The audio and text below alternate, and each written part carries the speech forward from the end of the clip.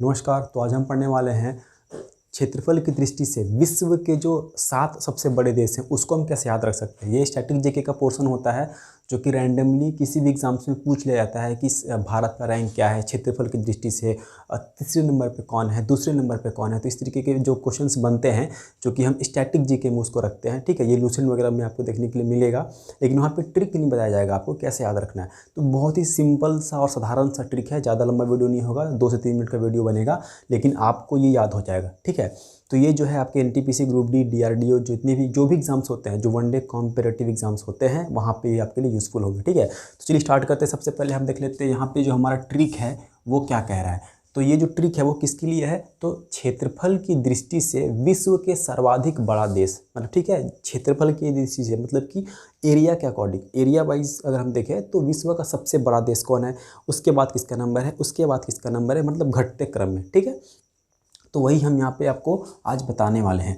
तो देखिए ये जो ट्रिक है, ये ट्रिक क्या कह रही है, इसको आपको याद रखना है। और ये कोई ऐसा अटपटा सा कोई निमोनिक्स नहीं है, मतलब बोलने में भी ठीक लगेगा आपको और याद भी हो जाएगा। ठीक है, तो देखो क्या है, रुक चीन, ठीक है, रुक चीन अब आ भारत, मतलब चीन रुक जाओ और भारत को अब आने दो। तो वो इसी को मैंने यहाँ पे एक साधारण सा लैंग्वेज में लिख रखा है। क्या है, फिर से देखिएगा, रुक चीन अब आ भारत। तो ये जितने भी यहाँ पे शब्द लिखे हुए हैं इनका सबका मतलब है यहाँ पे वो लिखा हुआ है, देख लीजिए।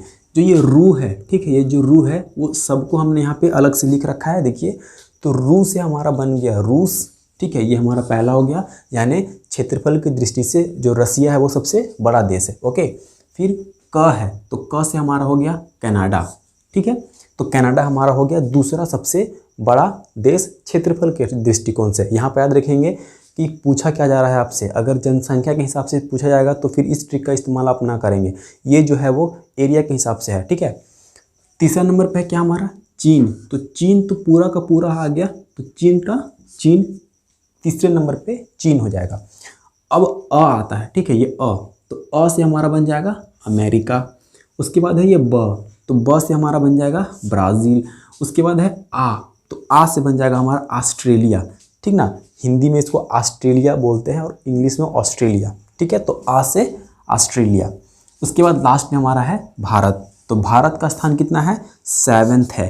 तो अगर हम देखें तो पहले नंबर पे ये है, दूसरे नंबर पे ये है, ठीक है, फर्स्ट, सेकेंड, थर्ड, फोर्थ, ये हो जाएगा 5th, ये हो जाएगा 6th और ये हो जाएगा 7th। यानी कि भारत जो है वो क्षेत्रफल के दृष्टिकोण से 7वें नंबर पे आता है। तो फिर से एक बार इसको पढ़ लीजिएगा, रुक चीन अब आ भारत, 3-4 बार पढ़ेंगे याद हो जाएगा, रुक चीन अब आ भारत। अब यहाँ से थोड़ा सा एक चीज़ और आप याद रखेंगे कि भारत के जस्ट बाद कौन है, यही पूछ सकता है ना एग्जाम से, हो सकता है यहाँ तक तो सबको याद होता है, उसके बाद तो उसके बाद आप याद रख सकते हो भारत के बाद जो 8वां है ना वो है अर्जेंटीना। ठीक है, अर्जेंटीना। हालांकि इतना तक जाएंगे नहीं, वो टॉप 5 में ही पूछते हैं और फिर भारत का पूछते हैं। फिर भी 8 नंबर पे जो है वो जो 8वें स्थान पे है वो है अर्जेंटीना। ठीक है, तो इसको आप याद रख लेंगे। ये था आज का ट्रिक ऑफ द डे। मैं इस तरीके के जो बहुत ही अच्छे ट्रिक्स होते हैं स्टैटिक जीके के या कोई भी सब्जेक्ट का हो, साइंस हो, बायोलॉजी हो, पॉलिटी हो, जो भी हो, जिस तरीके का भी ट्रिक हो हम लेके आते हैं और बहुत ही शानदार ट्रिक होती है। इससे आपका स्टैटिक जीके का काफ़ी स्ट्रांग हो जाएगा। ठीक है, तो मिलते हैं अगले वीडियो में एक नए ट्रिक के साथ, तब तक के लिए धन्यवाद।